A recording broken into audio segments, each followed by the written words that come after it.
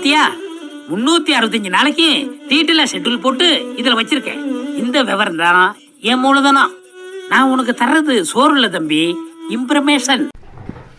வணக்கம், welcome to TKS Ram. சப்தமாக ஒரு ரகசியம் அப்படின்னு இந்த வீடியோவுக்கு நம்ம ஏன் டாபிக் வச்சோம் அப்படின்னா, அந்த ரகசியத்தை நீங்கள் முழுசாக தெரிஞ்சுக்கணுன்னா இந்த வீடியோவை ஸ்கிப் பண்ணாமல் கடைசி வரைக்கும் பாருங்கள். இது ஒரு ஷார்ட் வீடியோ தான்.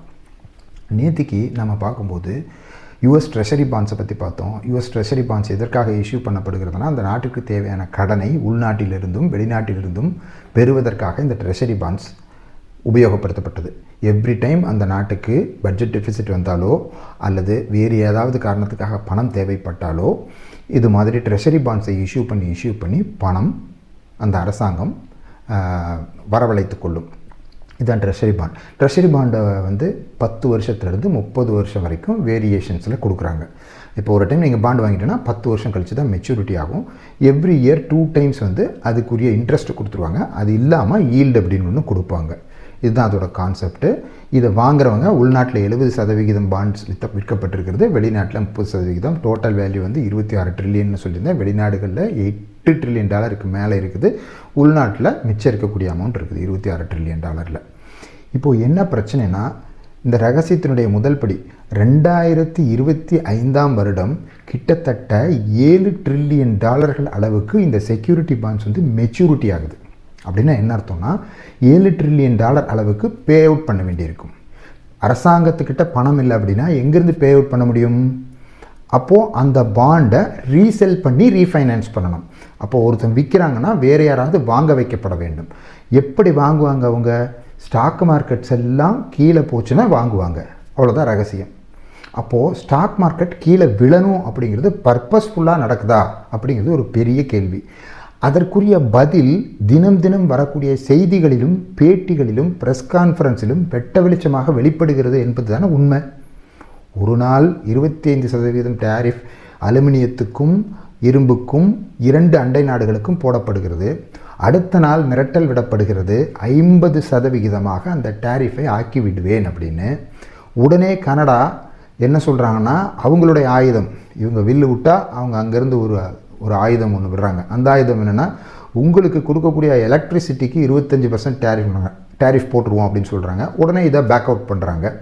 அடுத்தது கனடாவை 51வது மாநிலமாக மாற்றிக்கொள்வோம் அப்படின்னு சொல்கிறாங்க. கிரீன்லாந்துக்கு நாங்கள் படையெடுத்தாவது போய் கிரீன்லாந்தை எங்கள் கிட்ட கைப்பற்றிடுவோம்னு சொல்கிறாங்க. பனாமா கால்வாயை வச்சுக்குவோம்னு சொல்கிறாங்க. இதெல்லாம் எதுக்காக? அப்புறம் ரெசிப்ரோக்கல் டேக்ஸ் அப்படின்னு சொல்லிட்டு உலகத்தில் இருக்கிற எல்லா நாடுகளையும் டேக்ஸ், அதாவது இந்த டேரிஃப்ஸை வச்சு த்ரெட்டன் பண்ணிக்கிட்டு இருக்கிறது. இதுக்கெல்லாம் என்ன காரணம் அப்படின்னா, ஸ்டாக் மார்க்கெட் டவுன் ஆக வேண்டும் என்பது தான் காரணமாக. இப்போ நாம் பேசிக்கிட்டு இருக்கோம் இல்லையா, இன்றைக்கி 13ஆம் தேதி இரவு 11:30. இப்போது டைமு 12 மணிக்கு நான் இந்த வீடியோவை போட்டுருவேன். போட்ட உடனே சுட உங்களுக்கு வந்துடும். இப்போ நம்ம பேசிகிட்டு இருக்கும்போது கிட்டத்தட்ட 2 மணிக்கு பக்கத்தில் நியூயார்க்கில் டைம் ஆகிருக்கும். இப்போது நான் பார்த்தேன், டவ் ஜோன்ஸு 1.5% டவுன் ஆயிடுச்சு. நாஸ்டாக்கு கிட்டத்தட்ட 2% டவுன் ஆயிடுச்சு. S&P 500 1.75% டவுன் ஆயிடுச்சு. எவ்ரிடே இப்படி டவுன் ஆகிட்டு இருக்குது. இப்போ இந்த அமௌண்ட்டே கிட்டத்தட்ட $3/4 ட்ரில்லியன் மேலே வந்துடும் நீங்கள் கணக்கு போட்டு பார்த்தீங்கன்னா. ஸோ இப்படி தினம் டவுன் ஆகிக்கிட்டே இருக்குது. நாளைக்கு இதே ரிஃப்ளெக்ட் ஆகும். என்ன ஹோலிங்கிறதுனால மார்க்கெட் இருக்குமான்னு தெரியல. இந்தியாவில் உலகம் முழுக்க இது எதிரொலிக்கும்.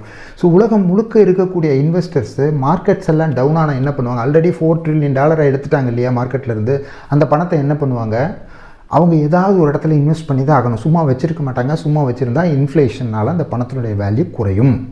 அப்போது அவங்க சும்மா வைக்காமல் ஏதோ ஒரு ஈல்டு வரப்போகுது, அதே மாதிரி வருஷத்தில் 2 டைம் இன்ட்ரெஸ்ட் வரப்போகுது. அப்படிங்கிற பட்சத்தில் ட்ரெஷரி பாண்ட்ஸில் ஒரு குறிப்பிட்ட அளவு சதவிகிதமான இன்வெஸ்ட்மெண்ட் சேரும். அந்த $4 ட்ரில்லியன் $1 ட்ரில்லியன் $2 ட்ரில்லியன் அல்லது முழு பணமுமோ ட்ரெஷரி பாண்ட்ஸுக்கு சேருவதற்கு வாய்ப்பு இருக்கு இல்லையா?